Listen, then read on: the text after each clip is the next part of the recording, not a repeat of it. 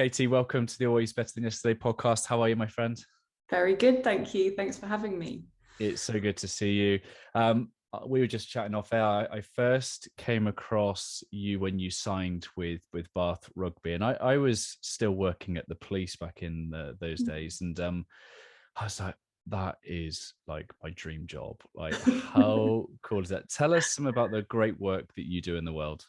Yeah, thank you. I have to admit, I do feel so fortunate to Mhm. have the roles that I have, and effectively I've just, I guess, found a way to earn a living through what I really care about anyway, which is connecting with people, supporting the pursuit of their dreams and their goals, trying to make the most of this one crazy life that we all have. So yeah, it's just it's every day is so different. Sometimes I might be working with an elite sport group, other days I might be working with a group of long-term unemployed. Essentially, it's people with the kind of challenges we face and what it is to be human in this on this planet. So yeah, very varied work, but I love and am always learning as I go. Aren't we all? Yeah, I love that. And so you work with elites, sports people, Olympians, rugby players, businesses, schools, and I guess what it all is connected by is people, and I Yeah. love that. But you talked about helping people with their hopes and dreams. I understand you once had a hope and a dream to compete at an Olympics. How's that kind of fueled where you are right now? Yeah, it's something I've had a lot of reflection on over the years and a lot of kind of mentoring over as well. So I used to be an artistic gymnast. I was absolutely passionate about it. I trained 35 hours a week at the age of 12. It Wow. was completely the sole focus of my life. And I kind of lost my passion with it. I hit a few roadblocks with injuries. I had a really difficult relationship with my coach. And I ended up falling out of love with the sport and just felt a deep sort of sense of kind of grief, I guess, now is what I would look back at it. And I was only 16, 17 at the Yeah. time. But I definitely had a real conviction that I wanted to try and help other people not have those sorts of regrets, but to make the most of their opportunities, to put it all out there, and to give everything to follow what's in their heart. And I used to think when I was a young practitioner first starting out in Olympic sport, I used to think that the way to make a difference with athletes would have been to have achieved great things as a sports person myself and be able to share that with others. But I now realize the kind of brilliant naivety of that there is no one way to success. There is no one path to that gold medal or that premiership title. You've got to work with that individual, sit alongside them, find out what makes them tick and find out what their path is. So I'm almost glad that I didn't have that sort of dream scenario, because I think I wouldn't have learned so much Yeah. if it hadn't gone differently, or it had gone differently. It's funny, isn't it? Because like you've almost found purpose in the pain. 100%. Yeah. Yeah. Somebody I used to work with used to call it sort of a wounded storyteller. It's like from your wounds is where that's the part where the light gets in, and that's the part where healing occurs, and that's the part ultimately where wisdom comes from. So I think to know what it is to suffer, to know what it is to have lost a dream, to have felt so deeply kind of heartbroken by something at the time, is then the point of connection and the point of being very genuine in what you do going forward and appreciating all those moments. So yeah, it's fascinating. It is fascinating, and you used the word grief, and I guess being 16, that was your life, and I guess so much visualization around how we think it might go, how we hope it might go. I too had to grieve when I left policing. It was my decision to leave, but there were some circumstances beyond my control that I had to let go, and I was a control freak. Like I was like, if I could make it happen, I'll make it happen. And life taught me all about kind of surrender and trying to find flow. And I guess in your work, like, you talk about this deep belief in human potential. What gives you that belief? Where does that hope and belief come from? I think the language around that came from, I was so lucky. My first job out of university was at a company called Lane 4, which was a consultancy at the time was set up by Adrian Morehouse. It was called Lane 4 because that was the lane that he won Olympic gold from in the 88 Olympics. The lane that's most likely to produce a champion as the fastest qualifier. And Lane 4 was all about applying the principles of sports psychology into business, which is really, really fascinating place to be supported and developed and coached. And there they just really, really challenged you to believe in in what's possible. And so almost to recognize that you never really know, like, whereas with the body, there are potentially, I'm not sure, you'd have to ask experts in the field, but there are limits to where we think the body can go, at least with our current knowledge. But with it, when it comes to the mind, nobody knows what those limits are. Maybe there aren't any. And so then your potential, I'm not saying that like you can fly, or like, you know, I'm not completely kind of do-laddy, although not far off it, some might say. But in terms of your potential to grow and improve and learn and discover new things and appreciate this life, that's infinite. And that's a really amazing proposition for us.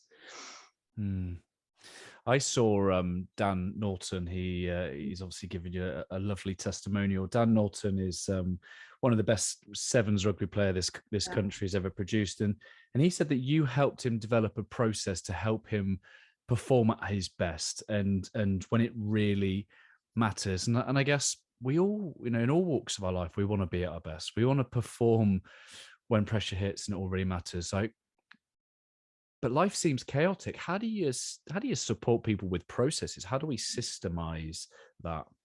Where do we start, I guess? Yeah, it's nice to think about Norts as well. Dan he's a all-time world-leading try scorer in the sport of rugby sevens, and just the most phenomenal human being. He's completely crazy, like the best people in life. Works so hard, such strong values, and he taught me a lot actually as well. We worked together for 6 years or so, leading up to the Rio Olympics and then Tokyo. I think it's different for everyone, isn't it? But there are some things that are quite standardized in how I've learned to work over the years. And I feel really strongly about initial grounding for people in how the brain works. You take your brain with you everywhere, you know, for an athlete, into the gym, into analysis meetings, of course, into competition, into training. So to try and understand as best we can how it works, how to get the best out of it, why we have worries and doubts, the fact that everybody has those worries and doubts. The goal isn't to think perfectly, to be supremely robustly confident in all scenarios, because as far as I know, that's not possible. So it's more to embrace that vulnerability of what it is to be human. And the minute you go towards your dreams and big goals, you are going to be nervous. And how do we actually channel that and see that as energy and unhook from the kinds of thoughts that a player like Norts might have in the tunnel of, what if this goes wrong? What if I can't do this? What if I pick up an injury? All those sorts of natural worries. That's your brain trying to protect yourself. And that's how it's evolved. And there's lots of great thinking and visuals around that nowadays. So learning how your brain works, I just feel like it's like a core. And that's why I've started with a good friend and colleague, Jenna, started to develop courses for school children, because so many times athletes said to me, I wish I'd learned this stuff earlier. And once you have a bit of insight into that brain, and you might have 100,000 thoughts a day, and you know, how many of those are helpful, how many of those are really you. So I think for people to get that grounding is just so key. And then from there, I think there's just some simple steps, really. Like it's not, I don't think of it so much as deep expertise, but just sitting alongside someone and really understanding what their world is like, and what their goals are and what gets in the way for them, and then working with them to find their strategies rather than telling them stuff. Like I'm trying as much as possible not to tell people what to do, because I don't know what it's like to be that person in those scenarios. So from an initial point of neuroscience and bringing some expertise, then to more of a coaching approach, and let's figure this out together. And that's a lot of fun, especially with someone like Norts. Yeah, I love that. And you said neuroscience and coaching, but you also said the word energy. And, you know, and I think, you know, there's a lot more talk around quantum physics and the role of energy coming through. Like, and I know that Andy Puddicombe, he describes you as one of the most innovative kind of sports psychologists out there. Like, where's your kind of take on energy? How does that show up in the way that you work with people? I love the idea. A good friend of mine, again, who I've learned a lot from over the years, called James Glover. And he used to work for a company called the Energy Project. And one of the things they taught and really believed in was that your energy is infinite. It can be renewed. Your time is limited.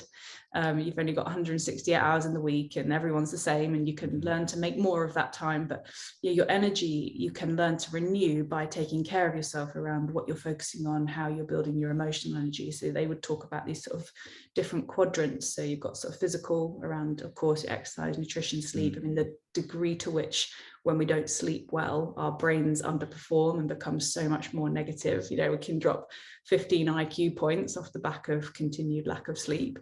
That's the difference between a really smart person and a bit of plonker, which I can be on any given day. So physical component to how you take care of your energy, then the emotional one around cultivating emotions such as gratitude, joy, compassion, the ability to be present in your focus. And then the sort of spiritual side of it, of ultimately, like, what is it that you care about that's beyond yourself, and what's that bigger cause that you want to dedicate yourself to? Because the energy that comes from that sense of purpose, it blows my mind. I mean, I sometimes look back at periods of my life and my work where I've worked incredibly hard, but it didn't feel hard because it was so purposeful. I can't get that all the time, but more than we think, perhaps. I love that. And I think Carol Dweck's book, Mindset, has been revolutionary. It's very popular. Lots of people call themselves mindset coaches, but a lot of what you've just said, love, energy, compassion, for me, I term that heart set. And I would love nothing more than to see the next 10 years that we talk about heart set, putting the heart first. Because when you said as you're younger, like, your love for it, and then you fell out of love for it. Like, how much does love show up in the work that you do across many industries, across business and across, because love isn't usually a word that business leaders would be comfortable to use. No. I mean, I put it on my sleeve, shirt. I love that. But how does love come into the way that you work with people? Increasingly. I think I always felt it, but was a bit scared to label it, because you worry that people will sort of, especially as a female working predominantly in male environments, be they business or sport, something that you're mindful of. But I love the concept of the word courage, as far as I've understood it. The origins come from to heart, to speak your truth from your heart. And like, what are we here for? What are we actually on this planet for? If there were some aliens from outer space looking in on the human species, they would think, why are they stressing out so much about X, Y, Z and not appreciating that moment right there, or chasing goals that they think they should achieve, and actually when they get there, they just feel a sense of mild relief, and then it's on to the next thing. And just actually stop and think about what is in your heart. And I'm really moved by the work by Bonnie Ware, The Top 5 Regrets of the Dying. And she talked, I think the first one was, I wish I'd had the courage to live the life I wanted to live, rather than the one I thought was expected of me. It's tragic, isn't it? The first time I really heard love talked about explicitly was with Norton's team, Dan Norton with the England Sevens team, and a couple of players, Tom Mitchell, Alex Davis, who we were defining some values and the mindset they wanted to have and what they wanted to stand for. And they kept going back to love. And there was these moments where, like, can we use the word? Like, values should be like honesty and integrity and all these good sounding things. And they went forward with love, and love for each other, for the struggle, for the growth, for the game, for the opportunity to inspire others. I haven't heard it so much yet in business. I know there's a couple of organizations I've worked with over a number of years now, and I think that they're still finding their way with it. But perhaps in a few years' time, it will be something that we can embrace more and more. I find myself saying, lots of love, and I love you lots, and and it's, love exists in many different types, doesn't it? I remember when I was at uni learning about the different types. I couldn't remember them quite now, but somebody else might. Well, I had Dr. Gary Chapman on, who wrote the 5 love languages, and he talks. I really want to read that book. It's incredible. So I was fortunate enough to speak with Dr. Gary back in January, and it's words of affirmation, or it's acts of service, or it's physical touch, or gifts and the like. So and so I was listening very closely, because, like, love is a verb for me. Love isn't necessarily just a feeling, it's a verb. And I'm thinking values are also verbs. And the way that you've just described and articulated what love meant to that team, your love for the struggle, like, that's so powerful. I just don't think enough teams out there are open and explicit about what do we want to stand for. Is that your experience? Not so much the ones I've had the privilege of working with, probably there we go. I'm obsessed with talking about it with them. I think so many people have done, and at Bath, like so many people have done values. It's really hard to do values in a way that makes a difference. It's really easy to sit in a room and go, oh, what should we stand for? Pick out some words and then go, right, tick the box. And then 6 months later, no one can remember it. And there's loads of cynicism that's growing through it. And it's almost counterproductive to label something that you don't live. Yeah, and that concept as well, that for me, of like that values, I love the way you described there as a verb. It's an action. It's a choice and a skill. So when I was working with GB Hockey, their men's team there, one of the values they defined was second family, which I was really strong in the way they went about their business. But then to really unpick that, like actually a family is not universally a positive concept for some people. Some people have had really difficult upbringings, and family is not a point of. So when we use that language, what do we really mean by it? And to actually take the time to unpick that and put it into different scenarios and think about how we could bring it to life through our actions, and how are we going to behave when people come short of it, or when we miss an opportunity to celebrate it or live to it. And there's so much depth in that. Over the course of my career, initially I thought, as a sports psychologist, I'm going to be helping people deal with pressure and all those moments, which of course is part of the role. But if you get the culture right, then a lot of that stuff takes care of itself, because the beauty of a team then is that they then help each other grow, and they challenge and support each other towards performance rather than trying to do it yourself. And I think you've just exactly articulated the question I was going to ask, which is, aren't they just supposed to go out there and be really good hockey players? Like for anyone that's listening that thinks, oh, we just got to be good at our jobs. You just got to hire the best people and be good at.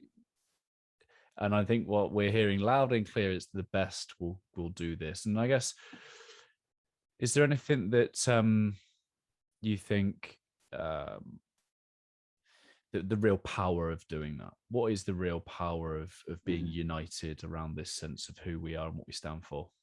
The bit for me is that we're sort of, we're sociable animals. Even the introverts among us, my husband's a deep introvert. He's like one of those people that when you ring someone and they don't pick up, he's like, yes.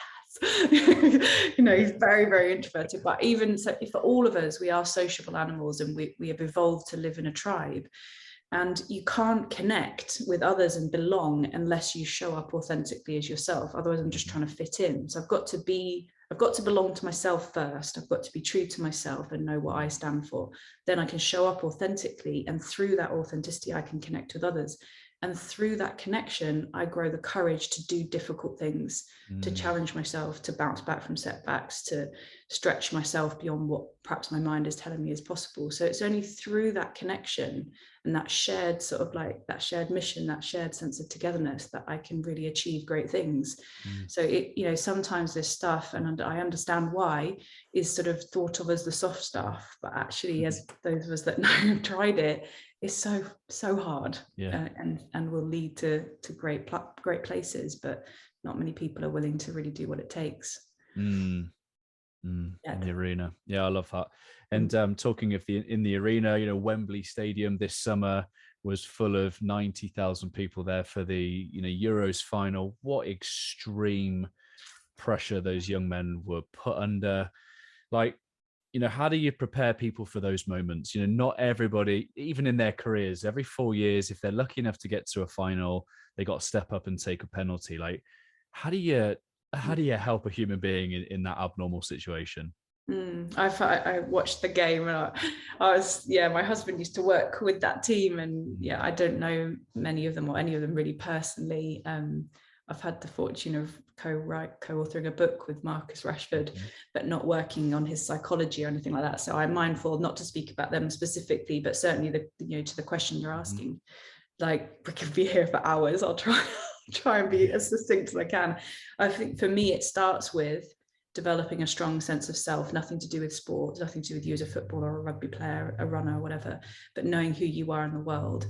There's that cool runnings quote that people love talking about now, which is brilliant, that if you're not enough without a medal, you'll never be enough with one. So once you've built that stronger sense of self, of who you are in the world, and kind of what you're proud of within yourself, you find what I've seen athletes then have the freedom to commit to those moments, because you're putting everything on the line, but not everything is really on the line. That XYZ will still be good whether I get this penalty or not, whether we win this trophy or not. I'm okay. The future is bright, and I really want this, but it's not a matter of life and death. And actually, like, once it becomes so life and death, we tend to inhibit our performance, and we then either make rash decisions, or we're too inhibited to commit to what needs to happen to win. So ironically, and this is what often, like, it's kind of it's a tricky sell, particularly with, you know, quite alpha male groups, of like, actually, if you want to win, we need to stop talking about winning and start talking about you, and get you in good shape, so that then you've got the courage to commit everything. And then there's some more tactical stuff around just thinking through what are the likely worries and thoughts and doubts. How am I going to meet them? How am I going to respond to them? Not getting caught up worrying with them, but knowing that I'm going to commit to my actions. I think increasingly trying to position confidence as a behavior. It's not, it doesn't have to be a feeling. We're not really in control of our feelings, but we can be in greater control of our behavior. So what does my process look like in that moment? I read about there was some really clever analysis going on about the time taken for those penalties and how much longer they were than normal. So you can, you know, people, there's almost trying too hard because they cared so much about getting that result. It's really interesting to try and unpick it. But I'm such a believer you can absolutely prepare for those moments, and it's not rocket science, but again, it just takes commitment and consistency. You can't just unpick years worth of mental programming in a couple of weeks before a big game. This is a fascinating conversation, and I'll come back to the "You Are a Champion" contribution in a minute, if that's okay. But I think it was Ian Mitchell. He was with the FA. He was taking some players through some meditation exercises. You just would never. You see you imagine the likes of Gaza sat around. It just wouldn't have happened. It's so progressive, and I love it. It's really good to see. And I'm probably a bit like you. I sit and I watch and I listen to every word Gareth Southgate will say. I pick up on the tone of just the nature and his leadership. But what a human being! Incredible, right? And so I know that you've done work with Andy Puddicombe over at Headspace. What role does Headspace play in high performance, and how might business leaders embrace meditation and Headspace? Yeah, there's a leadership group that I work with, a business just based in London, and we have what we call leadership rumbles from Brene Brown's work. At the beginning of each leadership rumble, we do a 90-second meditation, literally just 90 seconds, something guided. We all take it in turns. I kind of started it off and took a bit of a risk, and to my surprise and joy, they loved it. You had courage. Yeah. I just think we know that the science from meditation or being mindful is that the part of our brain that allows us to think more logically, think clearly under pressure, then gets stronger and expands. The part that is emotionally reactive and can make us be a bit stupid from time to time actually shrinks. So brain scanning images show us tangible differences. But I think just the kind of the being more at peace with your thoughts, and rather than your traditional psychology was all about trying to change your thoughts to become more positive or more confidence enhancing, or think like a winner. It's just not a thing. Like, it's more how you respond to those thoughts that's going to make the difference. So I think mindfulness meditation is definitely growing more and more in businesses. A number of companies I've seen now subscribing to Headspace and making it really palatable, so bite-sized now. It's powerful. I love the notion of it not just as a practice, but as an attitude to life. If you break it down into those concepts of like non-judgment, just meeting things as they are with curiosity, with some compassion, it's so hard to think of where that can't help you in life and in business. My son and I have done many of the kids' Headspace. I've been a follower and a user of Headspace for about 2017, I think, is the first time I pushed play, and it's been a great resource, and I've encouraged many people to use it. I was fortunate enough to have the CEO of HeartMath Institute on a few months ago, and I think what she says is that when we come into that space of meditation, we connect to our hearts, and our hearts send out a signal to basically tell our brain to chill out. You're okay. You're safe. Yeah. And then I guess the result of that is a leadership that is more kind, loving, compassionate, and more one, rather than self-serving and protective. Yeah, 100%. HeartMath's interesting. I trained with them a few years ago, and actually, when I was unpacking, so I just mentioned to you that we just moved house, I found them with the little ear sensors. Yeah, it's good. That's a good reminder. Yeah, it's fascinating. I love the stuff. Mm. So let's come back to You Are a Champion. I get, this is legacy stuff. This is next generation. What do you hope books like You Are a Champion will equip the next generation with? Oh, what a question. Mm, Yeah, and it was a huge honor, quite surreal to be asked to contribute to the book. I think the values that Marcus Rashford lives mm, by, mm, are deeply inspiring to me and very much aligned with my own.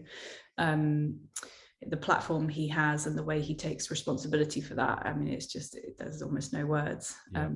So with the book, I mean, I think we're realistic that some people will say a book can change your life. I'm not sure, but I believe in little nudges so that we can nudge people in that right direction. Yeah. Just for me, attitude is everything. That attitude is, and if you can learn the skill of attitude, of how to embrace challenges, how to speak to yourself, how to not assume confidence is just a given, but it's something I'm going to work on. Mm, What attitude do I want to have to failure? Like, it is there's life changing if we can help young people dare to dream in those ways. So sketching out what the chapters might be, we had initially had a list of like 25 and had to break it down, as you can imagine, and then connecting into some of the stories from Marcus's life. And Carl mm, Anker, the journalist who worked with Marcus to bring those stories to life, was a really amazing process. So above all, I think all of us and Macmillan alongside, of course, just really, really hope that young people and older people, because I've actually had a lot of contact from business leaders, from head yeah. teachers, from all adults saying, like, this is not just a book for kids. This is for human beings. Yeah. Anybody with a heart and a head, all of us. 100%. 100%. Um, And sometimes it's more accessible, isn't it, when it's just simplified? yeah, definitely. I think, like, I do sounds a bit morbid, but I think about death quite a lot, and I think about it. We take life for granted, and I think Yep. when we assume that we're just going to kind of live forever, it's so easy to put off the things that you really dream of or hope for.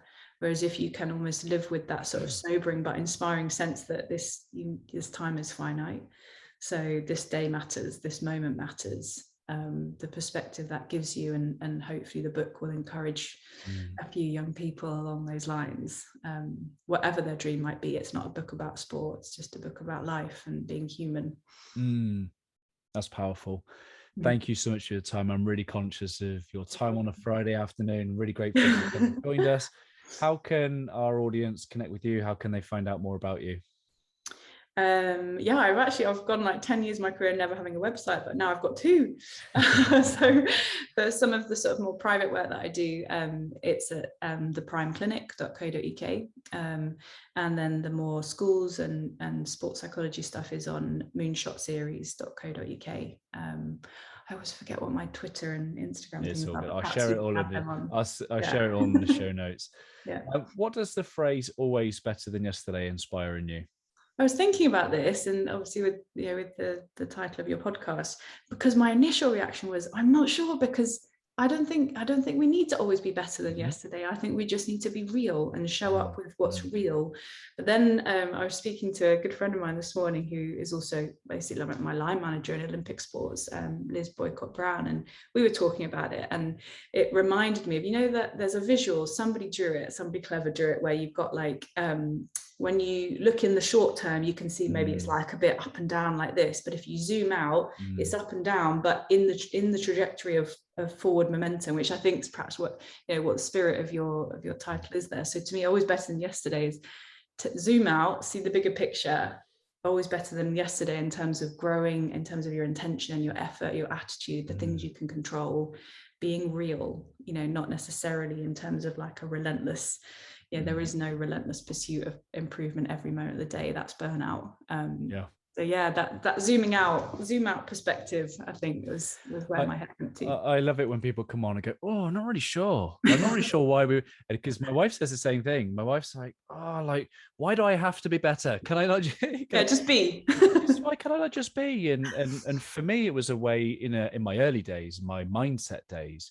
It was a way of articulating to the world that I was a lifelong learner, that I would, doesn't matter what failures have gone in the past, today was a new opportunity to show up. But the more and more I've learned about the impact of love in leadership, I've come to realize that being better than yesterday isn't a requirement. It is the result. It is the Oh, result of nice. doing more of what you love. It is the result of using your gifts and talents to Yeah. lift others up. And for example, these conversations, I can't help but be better for having these amazing conversations with good people like you. So yeah, just to anyone listening, to reassure people, you don't have to be better than yesterday every single day. But if you do what you love, that will naturally be the result. I love that. Brilliant. I'm glad that you challenged that. I like the approach, because it would be easy to come on and go, oh, that's so, yeah. You know, I like the real answer. I'd be honored and privileged if you'd leave us with a final thought from your good self. Take this moment now, like whatever that means to you. Take this moment now to be good to yourself, to be kind to yourself, or kind to another, or notice something imperfect and find some beauty in it. Like it's here right now. I love that. There. Thank you so much for your time, my friend. Thank you for having me. All the best.